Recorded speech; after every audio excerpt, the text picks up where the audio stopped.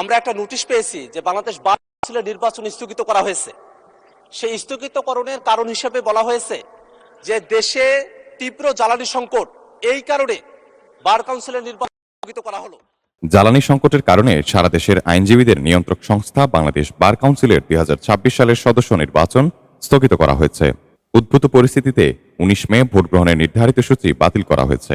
বুধবার রাতে bar council ভবনে অনুষ্ঠিত এক জরুরি সভায় সর্বসম্মতিক্রমে এ সিদ্ধান্ত নেওয়া হয়। সংবাদ বিজ্ঞপ্তিতে বার কাউন্সিল জানিয়েছে, জ্বালানি সংকটের কারণে সাধারণ আসনের 7টি এবং আঞ্চলিক আসনের 7টি পদে প্রতিদ্বন্দ্বী আইনজীবীদের পক্ষে দেশজুড়ে নির্বাচনী প্রচারণা চালানো ব্যাপকভাবে বিঘ্নিত হওয়ার আশঙ্কা রয়েছে। এছাড়া supreme court, bar association, Dhaka আইনজীবী সমিতি ও চট্টগ্রাম জেলা আইনজীবী সমিতি সহ দেশের বিভিন্ন জেলা বার সমিতির পক্ষ থেকে নির্বাচন স্থগিতের জন্য আবেদন ও অনুরোধ জানানো হয়। এসব বিষয় গুরুত্বের সাথে বিবেচনা করে 19 মের নির্বাচন স্থগিত করা হয়।